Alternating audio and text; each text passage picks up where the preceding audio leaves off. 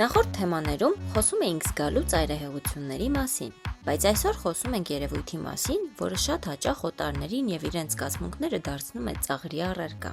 Ողջույն եւ բարի գալուստ Փիսոն Podcast։ Ես Փիսոն եմ, ու այսօր մեր թեման կիբերբուլինգն է։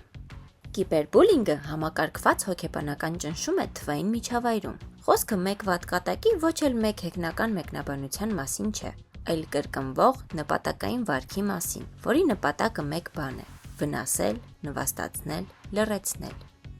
Գիտական տեսանկյունից կիբերբուլինգը նույն հոգեբանական հետևանքներն ունի, ինչ դասական բուլինգը, բայց մի մեծ տարբերությամբ։ Այն չունի անվտանգ տարածք։ Դպրոցից տուն չես փախչում, աշխատանքից դուրս չես գալիս, քեզ հետ է հեռախոսում, ծանոթություններում, մեկնաբանություններում։ Կիբերբուլինգը թույլերի խնդիր չէ։ Հետազոտությունները ցույց են տալիս, որ թիրախ դառնում են հենց այն մարդիկ, որոնք տեսանելի են, ակտիվ կամ ինչ-որ կերպ առանձնանում են։ Այլ խոսքով, լուրջ ես, ուրեմն վտանգի մեջ ես։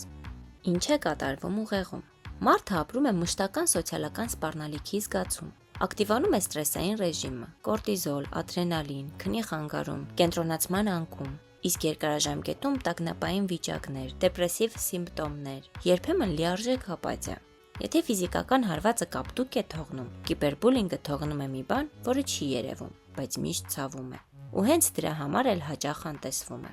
Բայց հիմա նայենք նաև մյուս կողմին։ Կիբերբուլինգն ամենից հաճախ ծնվում է անանունությունից, որին դեռ կանդրադառնանք, եւ պատասխանատվության բացակայությունից։ Երբ մարդը չի տեսնում դիմացինի դեմքը, նրա էմպաթիան նվազում է։ Էկրանը դառնում է պաշտպանիչ պատ, որի հետևից հեշտ է դաժան լինել։ Իսկ մի մեկնաբանությունը, որը գրողը կմոռանա 5 վայրկյանում, կարող է դիմացինի գլխում պտտվել ամիսներով։ Ու մի շատ կարևոր բան՝ լռելը միշտ ուժ չէ։ Երբեմն լռելը բուլինգին տարածք է տալիս։ Եթե բախվում եք կիբերբուլինգի, դա ձեր թուլությունը չէ։ Դա ուրիշի վարքն է, ու վարքը կարելի է կանգնեցնել, արգելափակելով, փաստագրելով, դիմելով, բարձրաձայնելով։ Հետևեք ձեզ ու ձեր էմոցիաներին։ Եթե ինչ-որ մեկնաբանություն ծանրանում է ներսում, դա ազդանշան է։ Մի անտեսեք հոգեբանական ցավը միայն այն պատճառով, որ այն էկրանից է եկել։ Ձեզ հետ Փիսոն էր, ու հիշեք, էկրանի մյուս կողմում միշտ մարդ կա, նույնքան զգացող, որքան դուք։ Կհանդիպենք հաջորդ անգամ։